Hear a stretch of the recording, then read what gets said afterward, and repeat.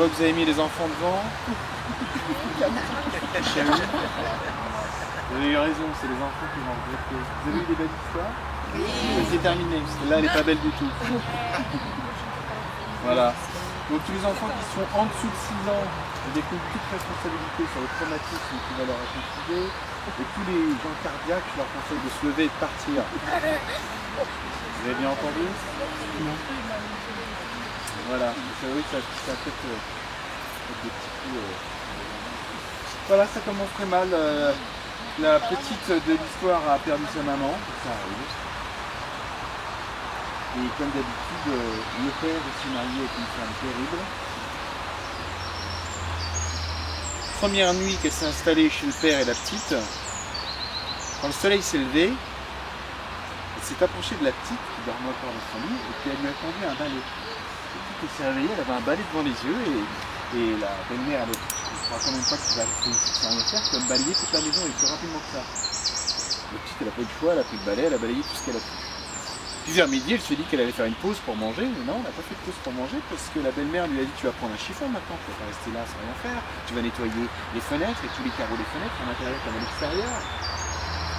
Et la petite, au milieu de l'après-midi, elle avait déjà tout fait, elle s'est dit qu'elle allait prendre un petit peu de temps pour jouer, mais la belle-mère a bien son âme, tu là sans rien faire, tu prends le sac de linge sale, tu l'emmènes à la rivière, tu le laves, tu le sors, tu le repasses, tu le plies, tu le ranges dans les armoires. La petite n'a pas eu le choix, elle s'est dit qu'elle allait faire ça et que comme on était lundi, au moins le ménage serait fait pour la semaine.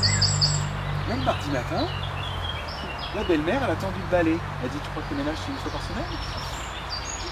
Le balai, puis le chiffon et puis le sac de linge sale. Et le troisième jour pareil, la petite s'est dit j'attends une fois dimanche, c'est jour de congé.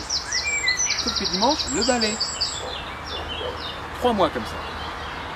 Et au bout de 3 mois, la petite, elle avait quand même envie de faire autre chose de sa vie, elle avait envie d'être aventurière, de construire un grand bateau en bois et d'emmener son père faire le tour de la terre par la mer. C'est ça qu'elle voulait faire. Donc le 3e mois, le matin, quand la belle-mère a tendu le balai, la petite elle fait non, non. La belle-mère a repris le balai, elle s'était dit qu'elle avait mal entendu, elle a retendu le balai et la petite a répété non, non. Mais comment ça, non?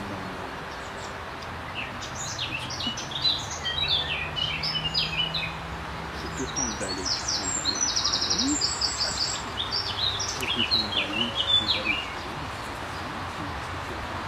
Ah bah je veux vivre une aventure.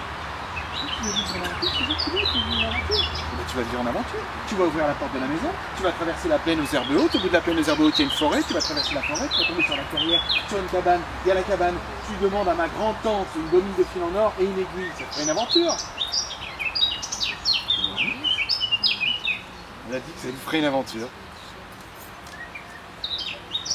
Alors elle a ouvert la porte et puis elle s'est dit surtout que ça ferait la belle-mère en moins sur le dos toute la journée. Il y avait la plaine aux herbes hautes. Elle a traversé la plaine aux herbes hautes, ça allait encore. Quand elle est arrivée dans la forêt, il faisait un petit peu nuageux comme ça, mais ça va, c'était l'aventure, ça faisait un peu peur, mais c'était comme ça. Elle a traversé la forêt. Puis elle est arrivée au milieu de la forêt dans une clairière, très rapidement. Et au milieu de la clairière, il y avait une cabane. Et la cabane était posée sur 2 pattes de poule géantes. Et les autres, c'est tous les filles que ça nous fait. Des pattes de poule. Et c'est pas tout. Parce que pendant que le soleil continuait sa course dans le ciel, et ben les pattes de poule, elles se déplaçaient et elles déplaçaient la cabane qui se trouvait toujours face au soleil. Et elle a trouvé ça génial. Elle avait jamais vu un truc pareil. D'ailleurs, vous non plus. Elle a trouvé ça extraordinaire. Elle s'est pas du tout préoccupée. Elle a foncé vers la cabane, elle a grimpé sur l'échelle, elle allait frapper à la porte. Elle a frappé à la porte. Mais elle n'a pas remarqué tellement elle était excitée qu'elle trouvait ça génial, que tout autour de la cabane, en fait tout autour de la carrière, il y avait 100 couteaux. Et plantés sur chacun des 100 couteaux, il y avait une tête coupée. La première était toute fraîche, la dernière était toute nettoyée. Mais la petite s'est pas occupée de ça, elle est déjà en train de frapper la porte de la cabane. Et déjà on entend dans la cabane un glissement, quelque chose assez grand et assez lourd se déplace vers la porte s'est ouverte. Face à elle, il y avait la Baba Yaga. Et si vous ne connaissez pas la Baba Yaga, imaginez sa tête, elle aurait atteint le sommet de ses tables tellement elle était grande. Ses cheveux auraient touché le sol, elle aurait porté une vieille robe dégueulasse. Et quand elle sourit, la Baba Yaga a à la place de ses dents 2 rangées en acier taillées en pointe par le forceau. Et la Baba Yaga sourit. La petite ne connaît pas la Baba Yaga, donc elle est absolument polie. Elle dit bonjour madame, comment ça va? Ma belle-mère m'a envoyé, vous êtes sa grand-tante. Elle m'a demandé une bobine de fil en or et une aiguille. Est-ce que c'est possible de me donner ça, s'il vous plaît?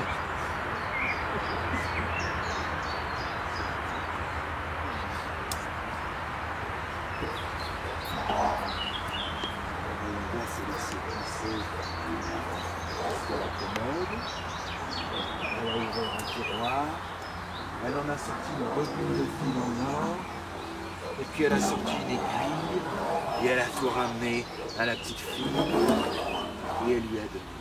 Merci madame. Elle a mis la bobine de fil en or dans sa poche, l'aiguille dans ses cheveux. Hop, voilà, l'histoire est terminée, elle va rentrer chez elle. Merci madame, au revoir, je vais partir. Elle sort de la cabane, elle s'approche de l'échelle, elle met un pied sur le bord de l'échelle pour descendre, c'est plus prudent. Qu'est-ce que tu crois? Tu penses qu'un s'il te plaît, qu'un merci va suffire à payer la jolie bobine de fil en or et la jolie aiguille que je t'ai donnée? Non, il va falloir que tu remplisses 3 grands sacs de poussière. Si les 3 grands sacs de poussière ne sont pas remplis avant que le soleil finisse de se coucher là-bas à l'horizon, je te tranche la tête, je la mets sur un 101e piquet, je te dévore à l'intérieur de ton corps que je te retire jusqu'à la fin des temps. Elle balaye. Un grand sac de poussière, c'est vite fait. Un deuxième, c'est vite fait. Le troisième, il faut aller chercher entre les lames de parquet. Et t'as le soleil qui n'arrête pas de se coucher. Le soleil qui n'arrête pas de se... Hop, terminé.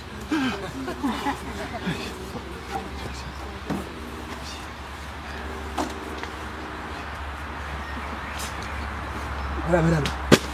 J'ai fait les 3 grands sacs de poussière. J'ai payé pour la bobine de fil en or et l'aiguille. J'ai payé, oui ou non? Je vais y aller, alors je vais retourner voir ma belle-mère avec la bobine de fil en or et l'aiguille qui a les cheveux. Et je vous souhaite une bonne soirée. Ça a été nuit, mais c'est pas grave, c'est l'aventure, ça fait peur, mais c'est pas grave. Au revoir, madame.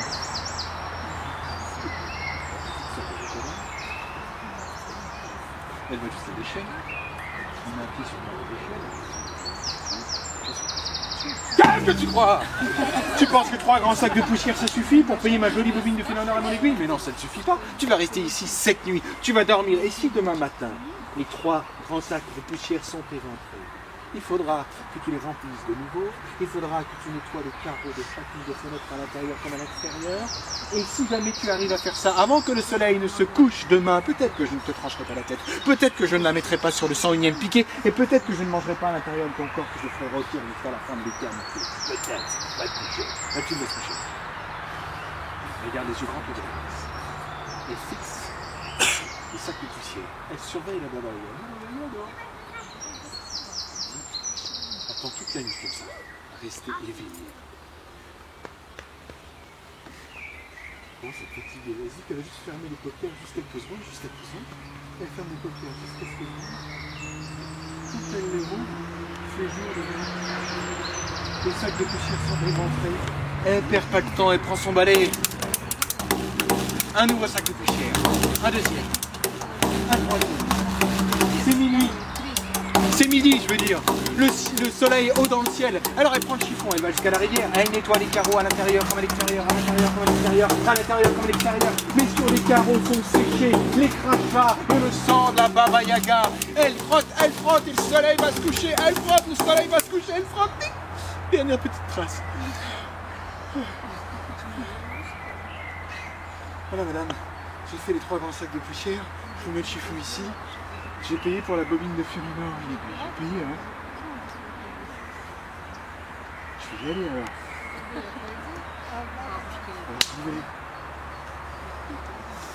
Je pars. Je pars en partant.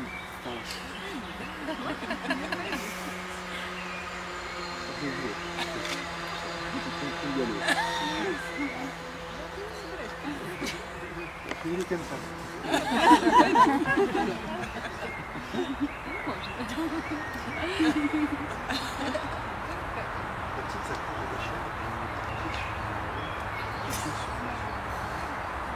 y a combien de barreaux à cette échelle?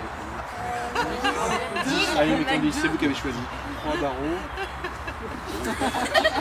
C'est une émotion. Attention à les orties. T'es pas piqué, ça va? Quatrième barreau. Sixième barreau. 7e. 8e. 9. Ouais, je bien un truc. Faut pas avoir peur, il faut pas m'écouter. Parce que moi je suis conteur, alors je pars, vous écoutez mes paroles et moi je m'endors. Qu'est-ce que tu penses? Tu penses que 3 grands sacs de poussière vont suffire? Je pense que les carreaux vont suffire, mais ça ne suffit pas ma petite, parce que la peur intervient quand on veut qu'elle intervienne. Ça va? Les cardiaques, c'est pas mal, en plus de 6 ans, on ne peut pas le savoir. Les autres, vous allez bien? Ouais, Vous n'êtes pas cardiaque, vous avez au-dessus de 6 ans. Vous avez un arrêt, là ce sera de ma faute, sinon c'est pas de mon boulot. Tu vas dormir ici, elle lui dit. Tu vas dormir ici demain matin. Si jamais les sacs de poussière sont commencés, si jamais les carreaux sont de nouveau tachés, alors il faudra que tu remplisses 3 grands sacs de poussière, il faudra que tu laves les carreaux, il faudra aussi que tu nettoies ce sac de linge sale qu'il y a de coin dans la cabane. Allez, va te coucher. La vieille va se coucher.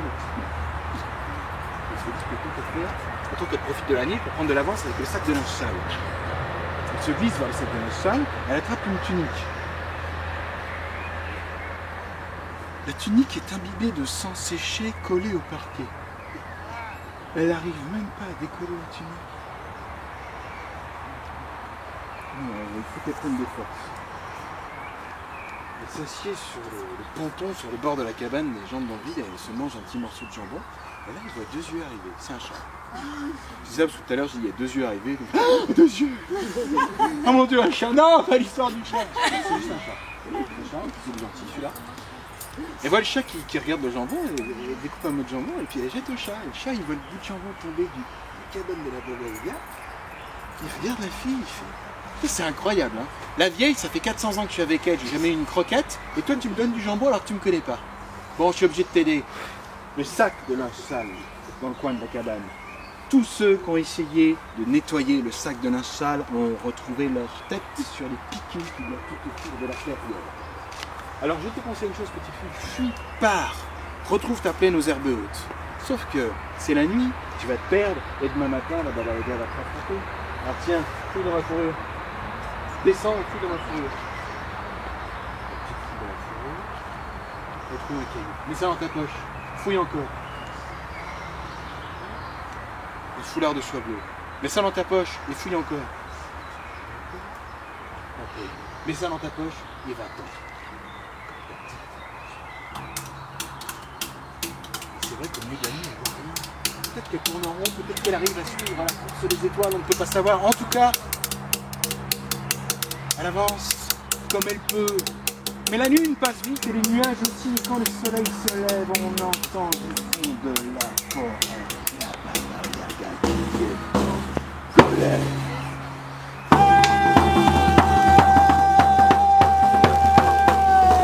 La petite tourne la tête, la Baba Yaga est déjà sur ses talons. Elle est à 10 mètres, à 8 mètres, à 3 mètres. Elle prend les bras, elle prend les bras. Elle fouille dans sa poche. Elle tombe sur le caillou, elle jette le caillou par-dessus son épaule. Le caillou tombe juste devant les pieds de l'ogresse qui est à la base du caillou. Une montagne. Oh, la Baba Yaga comprend que si elle fait le tour, elle va jamais rattraper les petites filles. Il faut qu'elle grimpe. Elle plante ses dents, elle plante ses griffes, elle plante ses genoux, ses doigts de pied jusqu'en haut, elle grimpe. Et de l'autre côté, et ça tombe à pic. Hein. Elle essaye de descendre, elle dégringole. Elle chute. Elle se fracasse les jambes. Ouais. Vous pensez que ça va l'arrêter? Non. Elle regarde ses jambes en morceaux. Jambes, encore flanche. Quitter les hanches, quitter les hanches. Elle attrape une de ses jambes et elle l'arrache, elle la jette dans la forêt. Elle attrape l'autre jambe et elle la jette dans la forêt. Et avec ses grands bras et ses grands doigts, elle reprend la course. Elle rampe plus vite qu'elle ne court, la petite, quand elle tourne la tête, elle voit que la Baba Yaga est déjà à 10 mètres, 9 mètres, à 10 mètres. Elle fouille dans sa poche, elle tombe sur le foulard de soie bleue, qu'elle jette par-dessus sa tête, et le foulard de soie bleue tombe juste devant le nombril de la Baba Yaga. Et là, il y a une rivière d'eau froide qui passe devant la Baba Yaga. De l'autre côté, la petite continue de filer. Et elle, c'est froid. Ah, c'est froid. Elle est pas l'eau, en plus, c'est froid. Elle est pas l'eau, en plus, c'est froid. Elle est pas l'eau, en plus, c'est froid. Elle est pas l'eau, en plus, c'est froid. Elle est pas l'eau, en plus, c'est froid. Je lui dirais que c'est pas elle est pas l'eau, en plus, c'est froid. Elle est pas l'eau, en plus, c'est froid. Elle plonge. Embrasse. Et elle sent. Il y a un phénomène étrange qui se passe, c'est que l'eau se refroidit. C'était déjà froid, mais l'eau se refroidit encore plus. Et quand elle va arriver vers la rive, à ce moment-là, elle sent que d'un coup,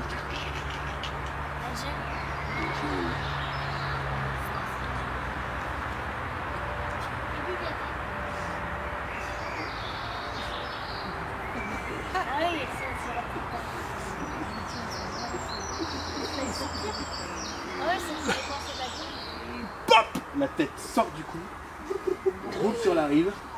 Oh, elle ne peut plus avancer. Mais elle a sa grosse tête avec ses gros yeux et elle regarde partout ailleurs. Elle voit un type sur une charrette. Charretier, donne-moi les roues de ta charrette et plante-les dans ma tête. Le charretier ne discute pas, c'est quand même la Baba Yaga. Il prend les roues de sa charrette, les deux roues, il les plante dans la tête d'un côté, une, pling, et l'autre. Donne-moi un peu d'élan. Il donne un peu d'élan et la Baba Yaga avance. Elle roule plus vite qu'elle ne rentre, plus vite qu'elle ne court. Et la petite, tu vois bien que la Baba Yaga a gagné du terrain. Elle arrive à faire une réserve haute, ça ne va pas suffire. Elle plonge dans sa poche, le peigne qu'elle jette par-dessus son épaule. Le peigne tombe juste devant le nez de l'ogresse. Et à la place de chaque brin du peigne, un arbre. Et à chaque fois qu'un arbre touchait le plafond du ciel, il y a une feuille qui tombait et qui, quand elle touchait le sol, faisait 3 nouveaux arbres. À chaque fois que la Baba Yaga, avec ses dents, faisait tomber un arbre, 3 autres qui poussaient. Avec ses roues de charrette, elle était totalement coincée. La petite en a profité. Déjà, elle a fait une pause. Elle a pris la bobine de fil en or qu'elle avait dans sa poche. Elle a dévidé un petit peu de fil. Elle l'a accroché au tronc du premier arbre de la forêt, maintenant qu'elle était dans la plaine aux herbes hautes. Elle a fait un nœud de marin, retenez bien, nœud de marin. Et puis elle a dévidé le fil. Elle l'a dévidé tout en marchant à reculons dans la plaine aux herbes hautes, jusqu'à arriver 100 mètres plus loin à la maison de son papa et de la belle-mère. Elle a frappé à la porte. La belle-mère t'a ouvert. Ah, t'es là? Qu'est-ce que c'est que ça? Pourquoi t'as dévidé le fil? Ça vaut rien, c'est efficace. Pousse-toi, c'est moi qui rembobine. Parce que les belles-mères, ça rembobine bien les fils en or. Elle rembobine le fil autour de ses poignets, autour de ses bras, autour de ses doigts. Elle fait une belle bobine. C'est vrai qu'il faut les rendre juste ici, la belle-mère. Elle a fait une belle bobine de fil en or. Jusqu'à arriver au premier arbre de la forêt autour duquel était noué le fil.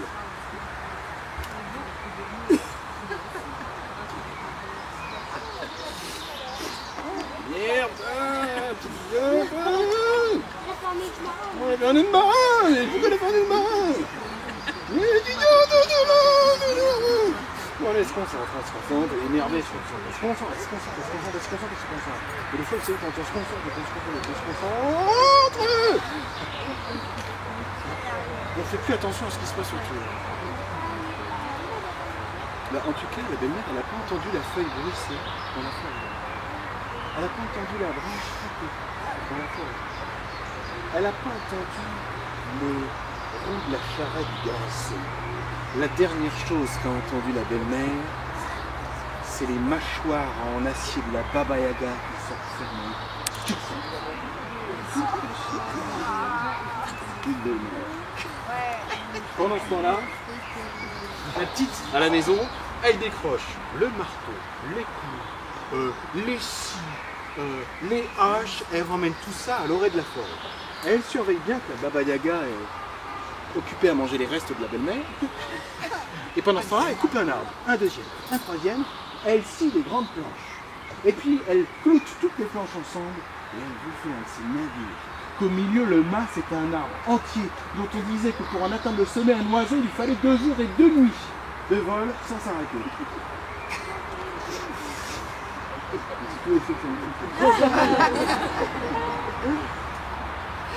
Alors elle a ensuite mis les rondins devant le navire, elle a tiré le navire toute seule avec un système technique d'ingénierie pour raconter comme ici parce qu'on n'a pas de temps, je vois bien que le groupe arrive derrière. Elle a été jusqu'à la porte de la maison de son papa, plus de sa belle-mère, vu qu'elle n'est plus là. Elle a tapé à la porte. Et la petite fille, elle a dit, bah écoute, je viens faire le tour de la terre par la mer avec moi. Et le père a répondu, je ne sais pas. ce qui est arrivé à la Baba Yaga? Je sais pas. Il va vous arriver quand vous allez suivre le chemin le long de la rivière là-bas. Regarde.